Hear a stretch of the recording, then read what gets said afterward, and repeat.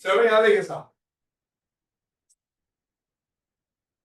अच्छा अब जरा कोई सी बात इसलिए ताकि आप लोगों को कोई कंफ्यूजन ना रहे।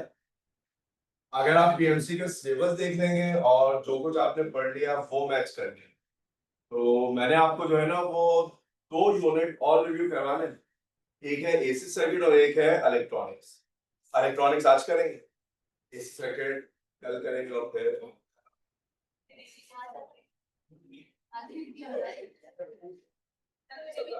तो रह जाएगा तो वो सब सब करा। चलो यहाँ देखो, मैंने भी ऐसे सोचा। अच्छा अब एक काम करें, यहाँ पर सामने देख लो, जल्दी जल्दी सुनना शुरू करें। देखिए जिस जमाने में आपने इलेक्ट्रिसिटी पढ़ी उस जमाने में आपने कहा था कि मटेरियल आपके पास दो तरह के हो सकते हैं, या तो वो कंडक्टर है या वो आपके पास इंसुलेटर है।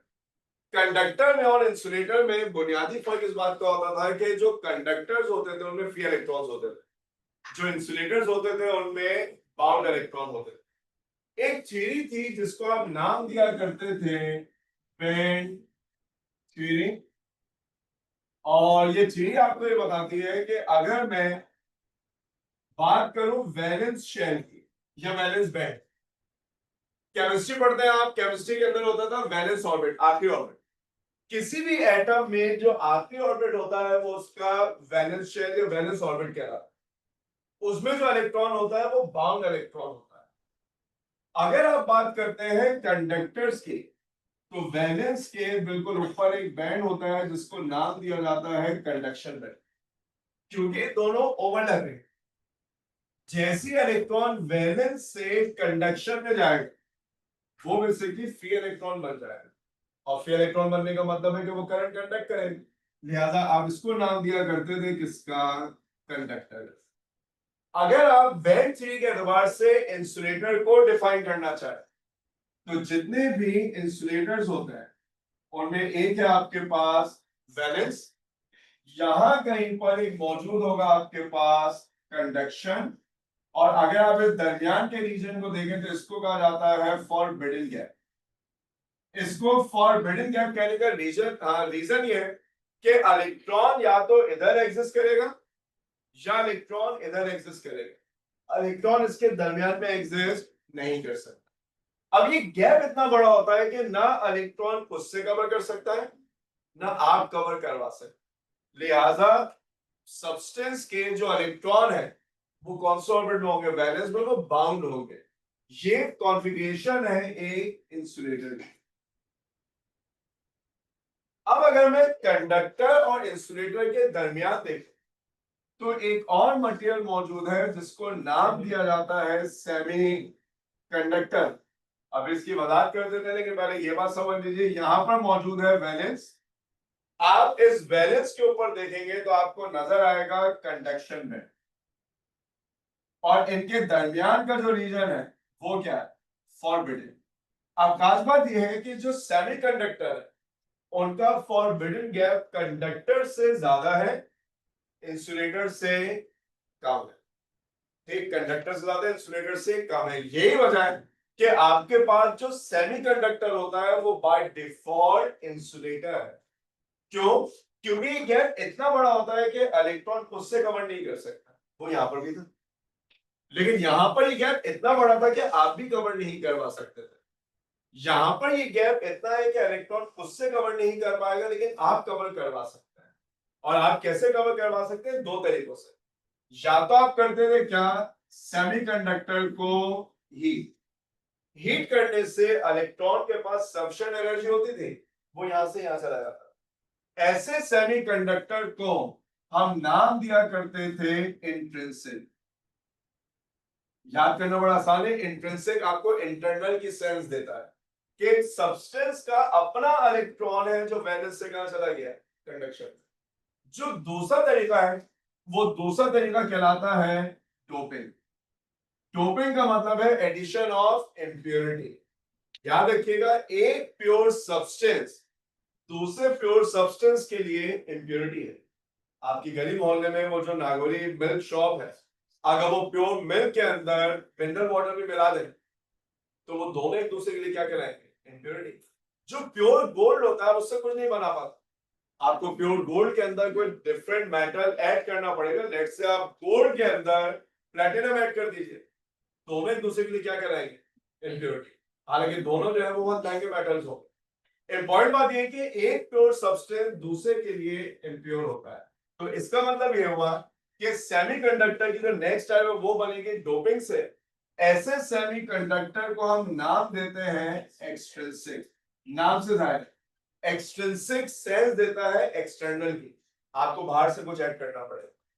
तो सेमीकंडक्टर उन सब्सटेंसेस को कहा जाता है जिनका बिहेवियर कंडक्टर और इंसुलेटर के दरमियान का होता है। नेचुरली दे आर इंसुलेटर, लेकिन इनका फॉरबिडन गैप इतना होता है कि आप इसको चाहें तो आप इसको कंडक्टर बना सकते। दो तरीके, या तो आप हीट करके कंडक्टर बना दें या आप इसके अंदर क्या कर दें, डोपिंग कर दें। जितने भी सेमीकंडक्टर होते हैं ये पीरियोडिक टेबल के कौन से ग्रुप में पाए जाते हैं, फोर्थ ग्रुप।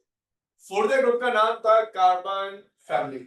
अच्छा, कार्बन फैमिली के अंदर या कार्बन के अंदर एक ऐसा कैरेक्टरिस्टिक पाया जाता है जो पीरियोडिक टेबल के बाकी एलिमेंट्स में नहीं हो, कैटिनेशन। आपने ऑर्गेनिक केमिस्ट्री पढ़ी है, उसकी बुनियाद तो पढ़ी है कि कार्बन कार्बन से मिलकर लॉन्ग चेन्स बनाता है, बिल्कुल जब आप वो पॉलीमर्स वगैरह पढ़ रहे होते हैं। कार्बन के अंदर एक टेंडेंसी है कि वो कार्बन कार्बन से मिलकर लॉन्ग चेन बना देता है, इस प्रॉपर्टी को कैटिनेशन कहते हैं।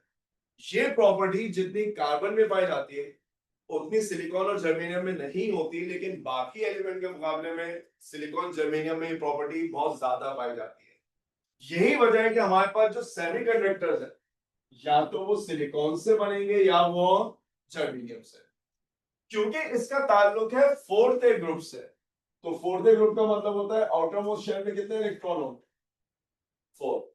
अब क्या होगा, इस एक सिलिकॉन को 4 सिलिकॉन ने सराउंड किया हुआ।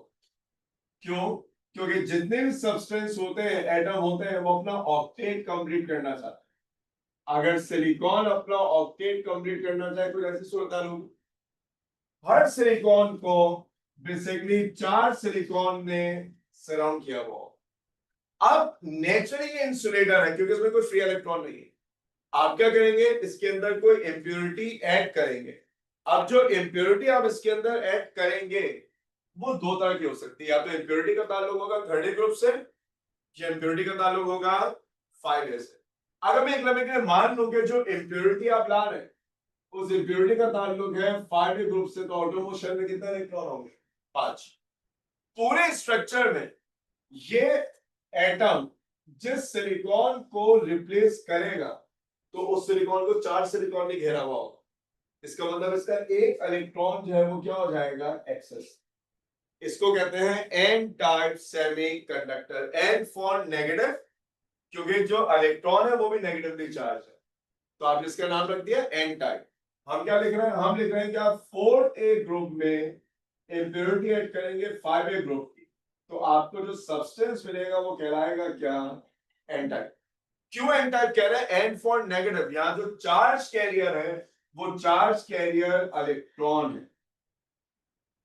इसके बरखिलाफ अगर आप जो इंप्योरिटी ऐड कर रहे हैं उस इंप्योरिटी का ताल्लुक जो है वो पीरियोडिक टेबल के थर्ड ग्रुप से होगा। तो थर्ड ग्रुप का तो मतलब ये कि आउटर मोस्ट शेल में कितने इलेक्ट्रॉन होंगे, 3। जिस सिलिकॉन को ये रिप्लेस करेगा, लेट्स से इस सिलिकॉन को रिप्लेस कर दे, तो अब आपके पास 3 इलेक्ट्रॉन तो बॉन्ड बना ले, चौथे इलेक्ट्रॉन की यहां पर क्या होगी, deficiency. If presence of electron is negative तो deficiency of electron is positive. बचपन से याद करते आ रहे, सोडियम इलेक्ट्रॉन लूज करता है तो कैटाइन बनाता है, क्लोरीन इलेक्ट्रॉन गेन करता है तो एनाइन बनाता है। यहां पर इलेक्ट्रॉन का गेन है, तभी इसको कहते हैं डोनर, क्योंकि इसने एक इलेक्ट्रॉन डोनेट किया है। लेकिन इसके आने से एक इलेक्ट्रॉन की डेफिशिएंसी हो जाएगी। इस डेफिशिएंसी ऑफ इलेक्ट्रॉन को नाम दिया जाता है होल। अगर इलेक्ट्रॉन नेगेटिव था तो डेफिशिएंसी क्या कहलाएगी, पॉजिटिव। तभी आपने कहा कि अगर आप 4A ग्रुप में थर्ड ग्रुप की इंप्योरिटी ऐड करेंगे तो ये बनेगा क्या, पी टाइप, और यहां जो चार्ज कैरियर होगा वो क्या होगा, होल होगा। N type substance, P type substance में जो बुनियादी फर्क है वो चार्ज कैरियर का है। अगर किसी सेमीकंडक्टर का चार्ज कैरियर इलेक्ट्रॉन है, इलेक्ट्रॉन नेगेटिव है, तो वो एन टाइप कहलाएगा। किसी सब्सटेंस का चार्ज कैरियर होल है, पॉजिटिव है, तो वो कहलाएगा पी टाइप। अगर आप पीएमसी का सिलेबस देखेंगे तो इलेक्ट्रॉनिक्स में आपको सिर्फ दो ही टॉपिक नजर आएंगे। एक आपको जो है वो फॉरवर्ड और रिवर्स बायसिंग नजर आएगी, इसके अलावा एक आपको इलेक्ट्रिफिकेशन नजर आएगी। Band theory, P type, N type, as such part of syllabus देने के बाद ही अगर ये अंडरस्टैंडिंग नहीं होगी आगे टॉपिक नहीं पढ़ पाएंगे। तो इवन इसके बाद भी मैं जो कुछ पढ़ाऊंगा वो डायरेक्टली आपको सिलेबस में नजर नहीं आएगा, लेकिन पता होना जरूरी है। अपने पास ये सब नोट कर लेंगे तो फिर इसी को आगे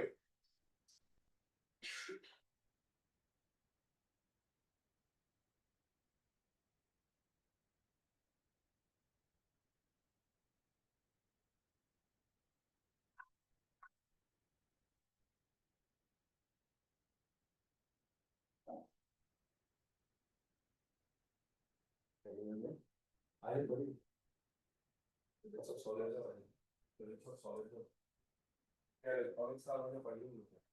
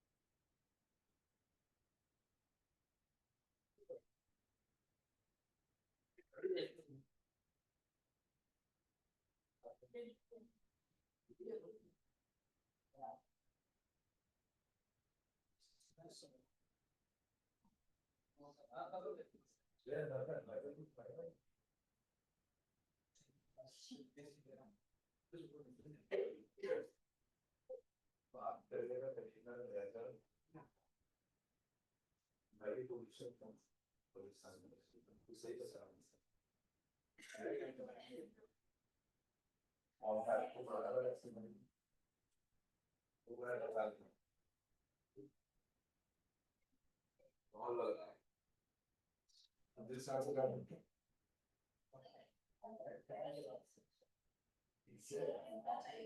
इससे चांसर is all yeah.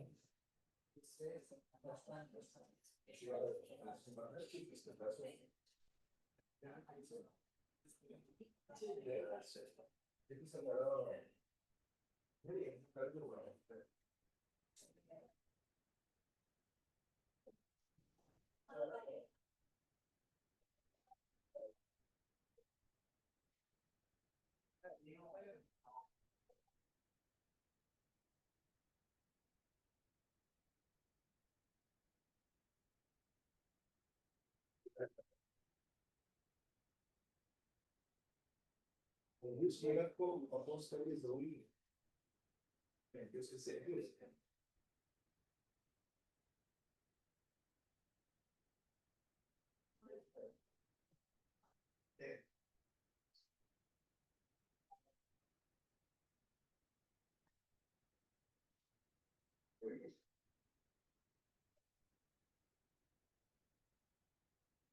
हमारा शो पर कौन होता है आप मंथली रिपोर्ट ये कर सवाल मैंने क्लास में पूछा मोटिव एक और चीज और रखा डेल्टा 5 पॉइंट डिफरेंट, ठीक है। मैंने दो ऑप्शन सही दिए होते हैं, डेल्टा 5 पॉइंट डेल्टा की आता है -1.5 एंड डेल्टा 5 पॉइंट डेल्टा की आता है बस माइनस 1। इसको जिन्होंने ये की फॉर्मूला बनाई थी वो और की आंसर है।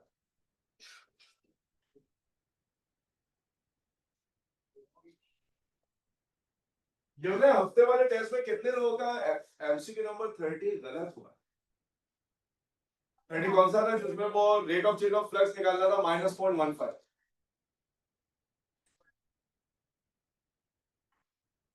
मैंने पेपर बनाया, जवाब भी मेरी मर्जी का चलेगा। -0.15 कितनों ने -150 या 150 मार्क किया? अच्छा सुन ले, वो सवाल जो है ना वो जानबूझ के ऐसा बनाया था, ऑप्शन भी ऐसे दिए थे कि गलत फॉर्मूले से भी आपको जो जवाब मिलता वो ऑप्शन में था। क्योंकि आप ईएमएफ कैलकुलेट करने के इतने आदी होते हैं कि आप हमेशा फॉर्मूला लगाते हैं n delta five upon delta T.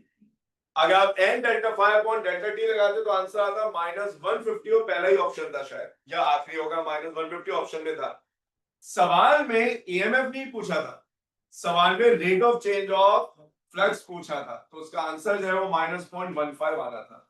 मैं सिर्फ ये जानना चाहता हूँ कितने बच्चे ऐसे हैं जिन्होंने ईएमएफ निकाल के 150 या -150 मार्क किया था।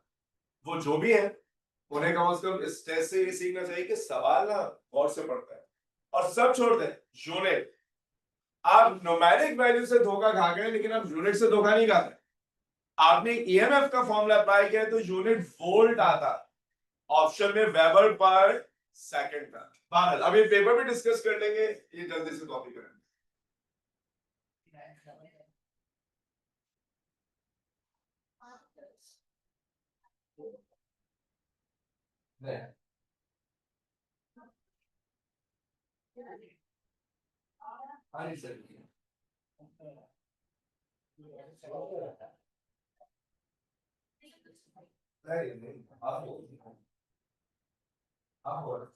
इसका रीजन ये ES अपॉन ET इस IT अपॉन IS, EMF और करंट जो है वो इन्वर्स होता है।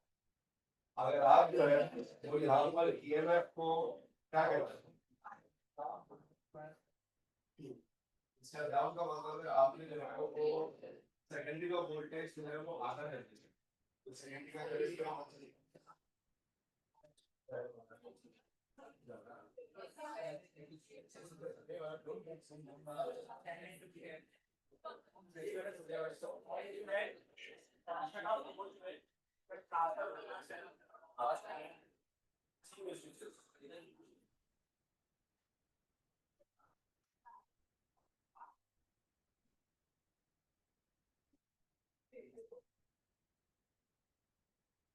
चलो याद है, अब हमें पता चल गया जो सेमीकंडक्टर हमारे पास होंगे वो दो तरह के होंगे, या तो वो होगा पी टाइप या वो होगा एन टाइप। अच्छा P type N type intrinsic है या एक्सट्रिंसिक है?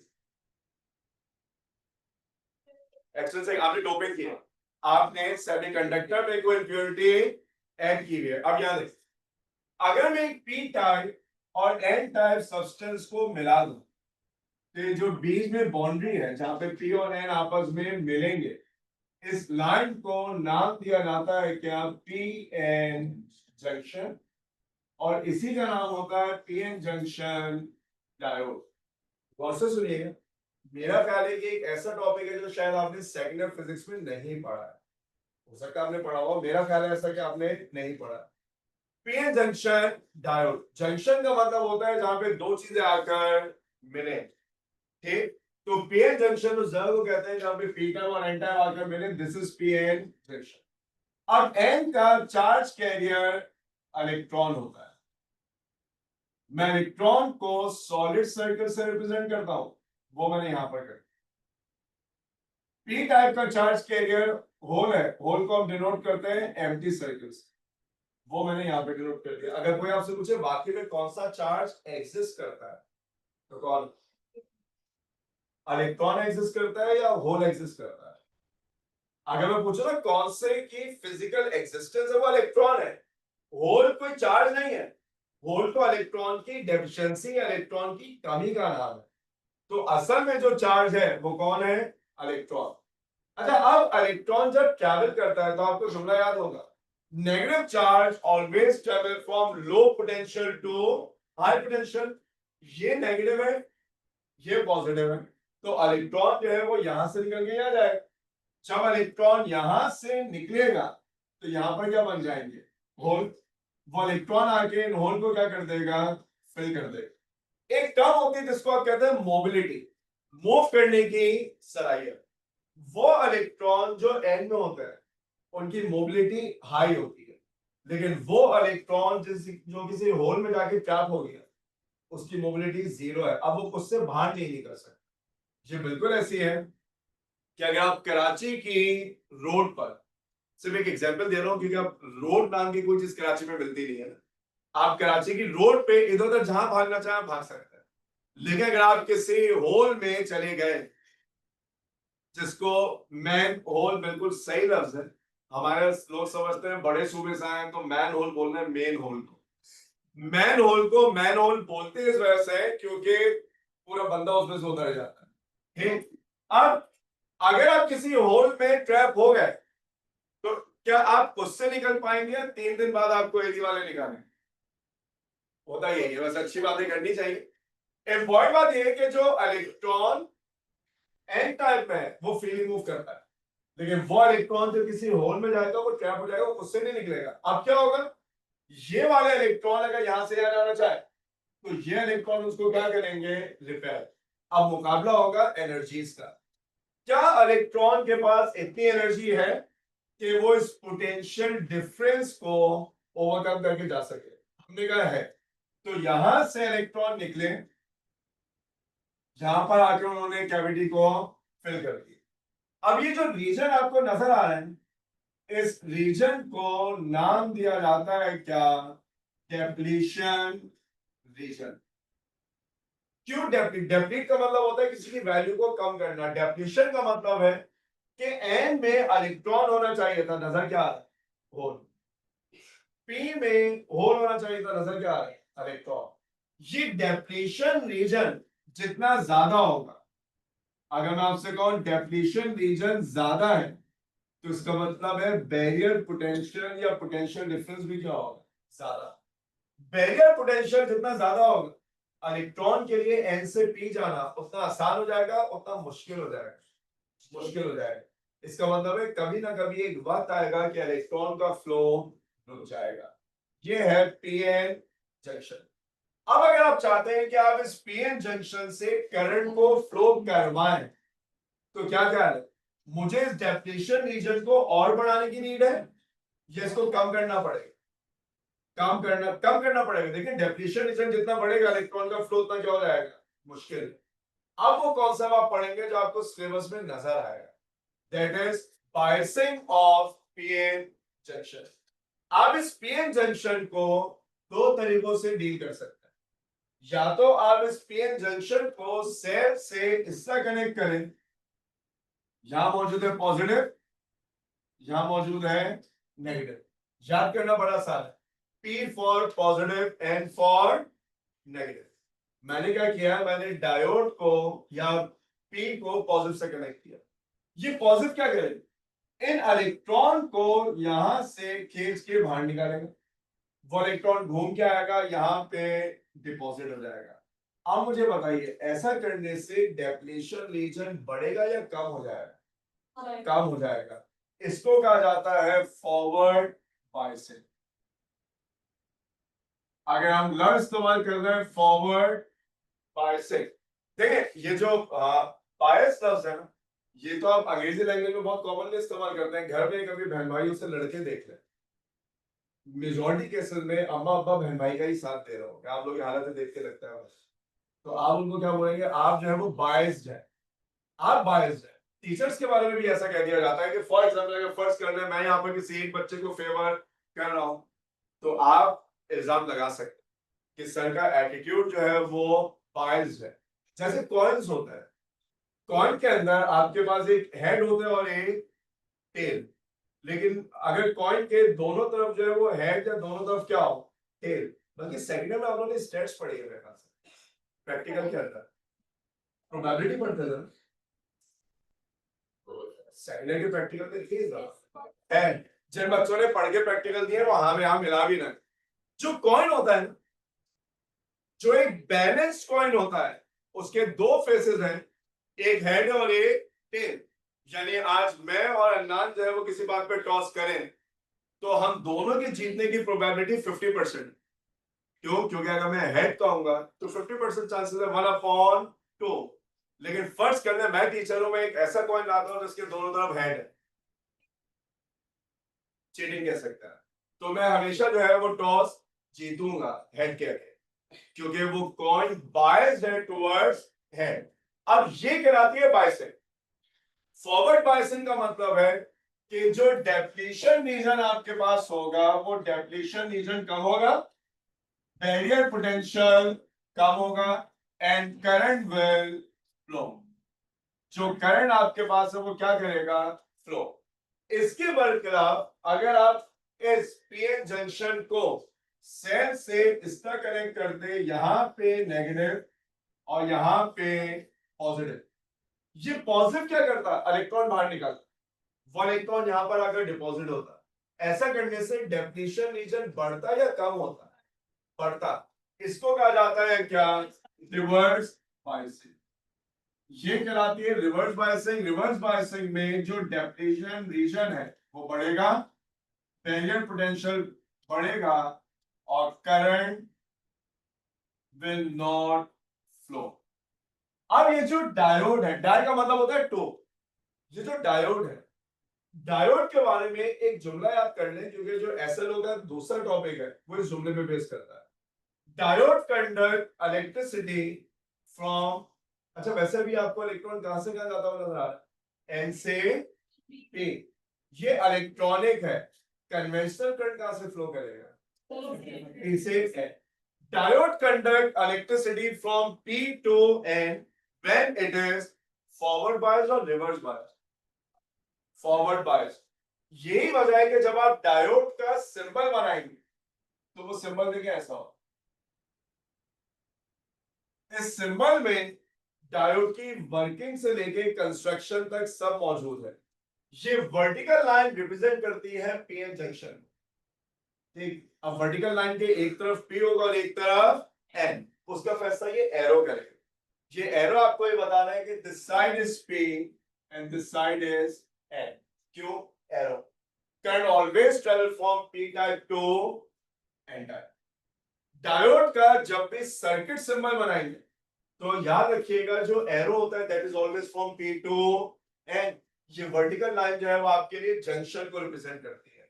यानी अब अगर आपके पास क्वेश्चन को इस तरह का है कि एक डायोड बना हुआ हो, उस डायोड को आप कनेक्ट करें सेल से, तो जितनी बातें आपको बता दी उसके बाद शायद जवाब आ भी जाएगा। मैं डायोड को इस तरह कनेक्ट करूं, forward bias reverse bias,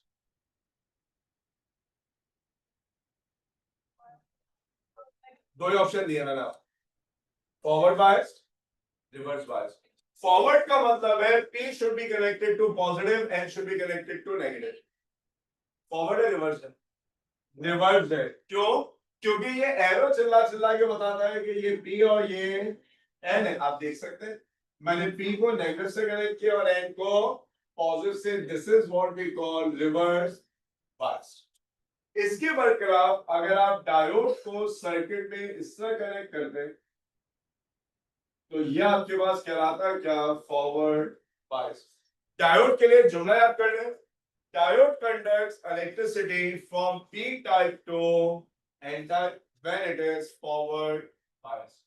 diode जो है वो सिर्फ फॉरवर्ड बायसिंग में करंट कंडक्ट करेगा इन जनरल। इन जनरल क्यों कह रहा हूं, क्योंकि एक्सेप्शंस हर जगह एग्जिस्ट करती है। शायद आप में से वो बच्चे जिन्होंने सेकेंड ईयर में डायोड का प्रैक्टिकल परफॉर्म किया है उन्होंने फॉरवर्ड बायस का तो कैरेक्टरिस्टिक पढ़ा हो सकता है रिवर्स भी पढ़ा हो। कुछ डायोड ऐसे भी होते हैं जो रिवर्स बायसिंग में करंट कंडक्ट कर जाता है। जेनर डायोड उन डायोड में से एक डायोड है जो रिवर्स बायस में भी करंट कंडक्ट करता है, वो एक्सेप्शंस है। इन जनरल जब मैं कहूंगा डायोड तो मेरी कॉमन सेंस ये कहती है कि diode conducts electricity from P type to N type when it is forward bias. इस जुमले को बुनियाद बनाकर डायोड का एक इस्तेमाल बनाया गया, डायोड एज ए रेक्टिफायर।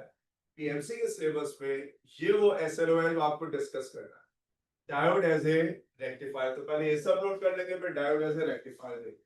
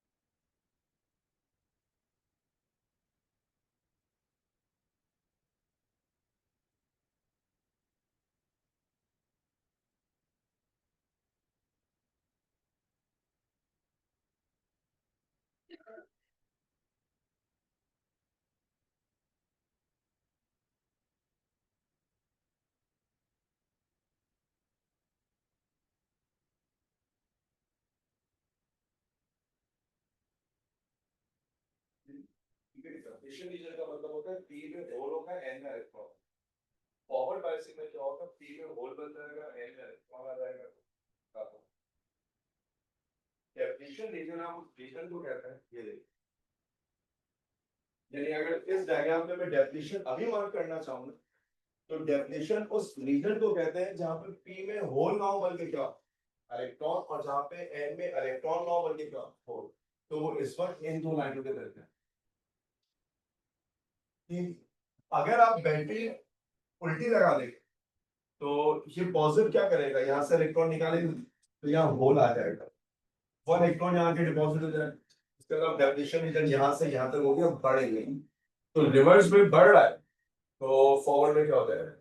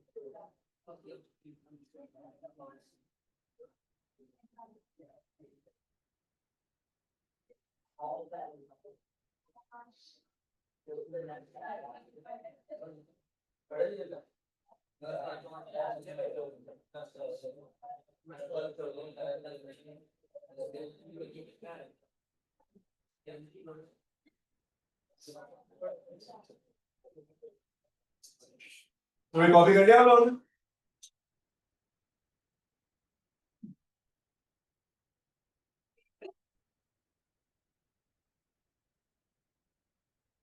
तो यहाँ देखिए साहब, देख करंट की एक टाइप है जिसको आप नाम देते हैं alternating current, which alternates between positive and negative.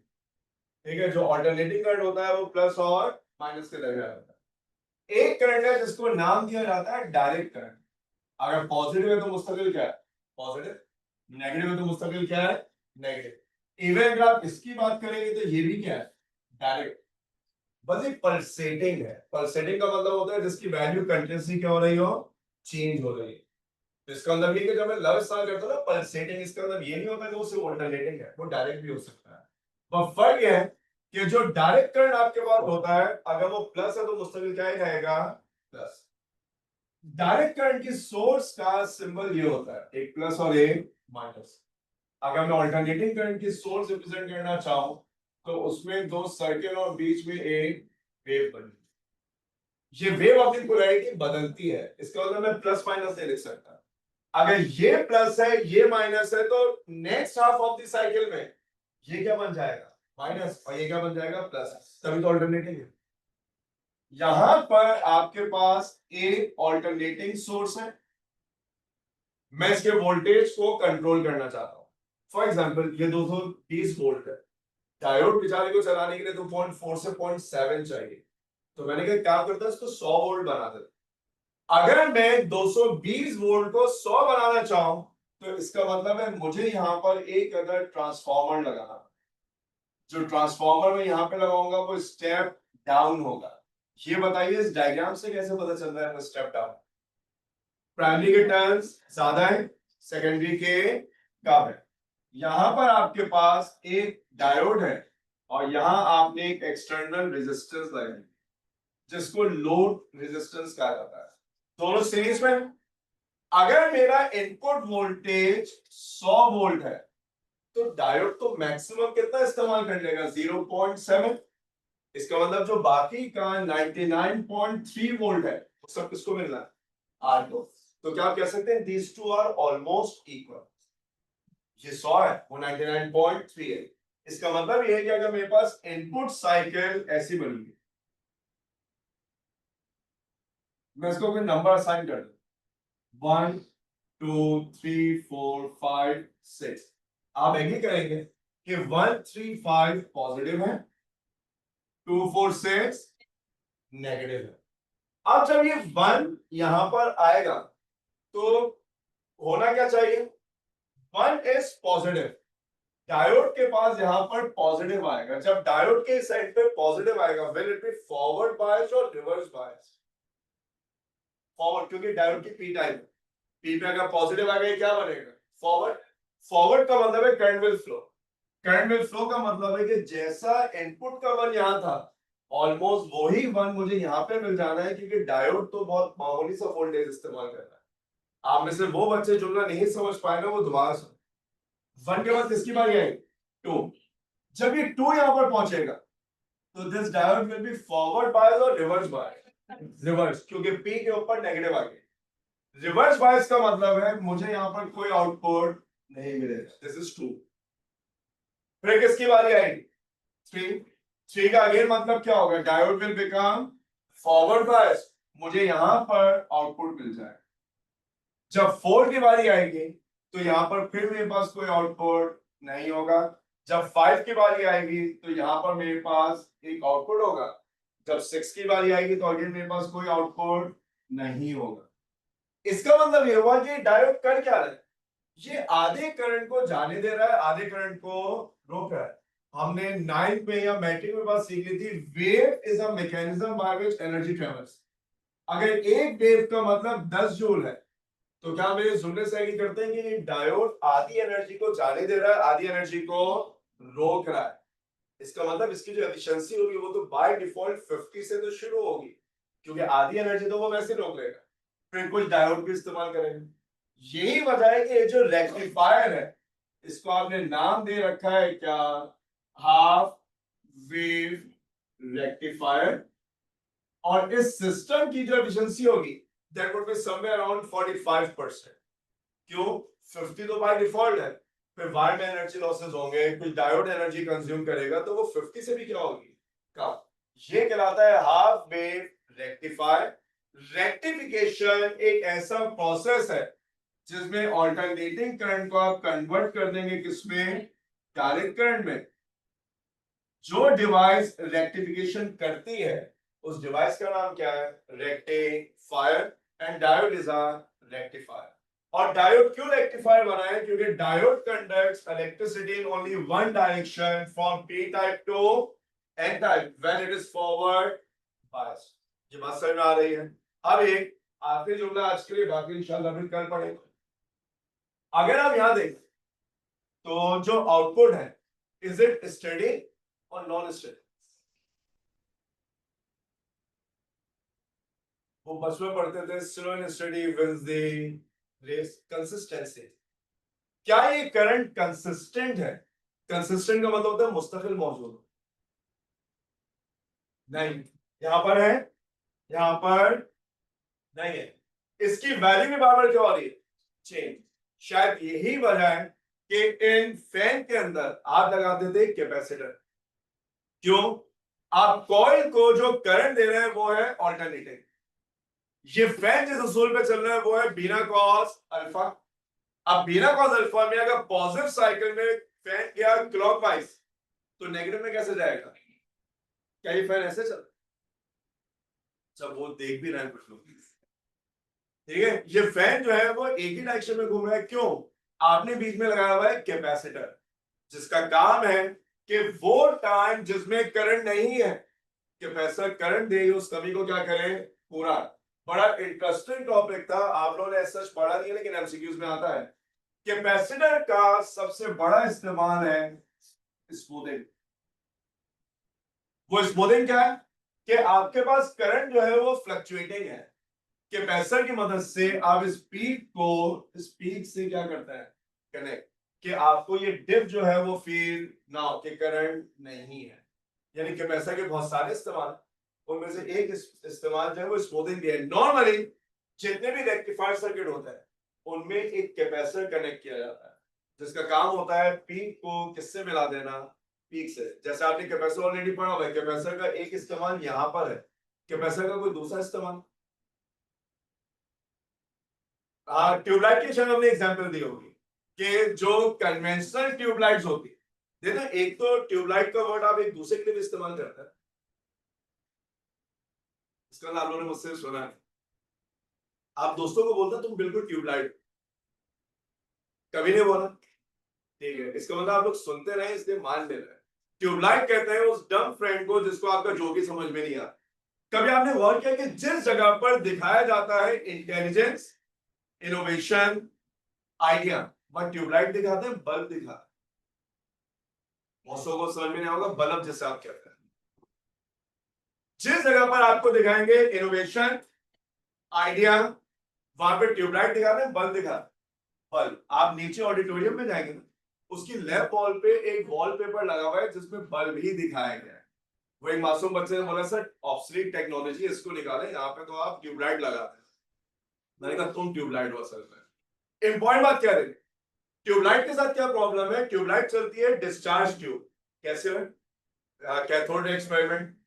उस ट्यूबलाइट को जलाने के लिए इनिशियली बहुत ज्यादा चार्ज की नीड होती है। वो जो कैपेसिटर है ना, वो जो स्टार्टर होता है जो ब्लिंक कर रहा होता है, वो उस चार्ज को जमा करता है, जमा करता है, जमा करता है, अचानक से सारा चार्ज किसको देता है, ट्यूबलाइट को। फिर ट्यूबलाइट जलने लगती। अब मुझे नहीं पता आप में से कितने बच्चे ऐसे जिन्होंने ये ट्यूबलाइट देखी है, जिनमें वो छोटा सा स्टार्टर लगा हुआ होता है, आप स्विच ऑन करते हैं वो जलती नहीं है, फिर आप चेयर पे खड़े होते हैं, स्टार्टर को घुमाते हैं। किसी ने ये काम किया है? प्रिविलेज बच्चे ना, हमारे जैसे गरीबों वाली जिंदगी गुजारी होती तो आपको आइडिया होता कि स्टार्टर से भी ट्यूबलाइट जलाई जाती है। इसके बरखिलाफ बल्ब में क्या होता है, the moment you switch it on, वो उसी मोमेंट जो है वो ग्लो करने लग जाएगा। तभी वो क्लिकिंग आइडियाज में बल्ब दिखाता है कि वो क्लिक करेगा वो फौरन चलने लगे। तो आप में से वो बच्चे जो आइडिया फौरन समझ लेते हैं वो बल्ब में, जिनको आइडिया देर में समझ में आता है वो बेसिकली क्या है, ट्यूबलाइट। ठीक, अब वापस ध्यान दें, कैपेसिटर का एक इस्तेमाल ट्यूबलाइट में भी है। बल्कि एक आखिरी बात बता दूं, 10 मिनट में ऑलरेडी आपके ऊपर ले चुके, छुट्टी हो गई है कोई क्लास, तभी इतने सुकून से बैठे। कभी आपने गौर किया आपके कैमरे में या मोबाइल कैमरे में जो एक फ्लैश लैंप होता है वो कितनी ब्राइट लाइट प्रोड्यूस करता है? कभी आपने गौर किया मोबाइल के अंदर जो बैटरी लगी है वो तो कितनी मामूली सी बैटरी है, वो इतना ब्राइट स्पार्क जो है वो कैसे प्रोड्यूस करती होगी? वो भी कैपेसिटर है। कैपेसिटर क्या है, एनर्जी जमा करता है, जमा करता है, जमा करता है। जब सफिशिएंट अमाउंट ऑफ एनर्जी जमा हो जाती है वो सारी एनर्जी एक साथ रिलीज करता है। बहरहाल ये थी हाफ वेव रेक्टिफिकेशन। आधी वेव को जाने देगा, आधी वेव को रोक लेगा। इसका मतलब ये हुआ कि किसी भी एतबार से एक प्रेफर्ड मेथड ऑफ रेक्टिफिकेशन नहीं, क्योंकि आपकी आधी एनर्जी को ये क्या कर रहा है, जाया। लिहाजा आपने एक नई डिवाइस बनाई जिसका नाम है क्या, फुल वेव रेक्टिफायर। कल पढ़ेंगे, कल ही खत्म भी कर देंगे, ये नोट कर लीजिए।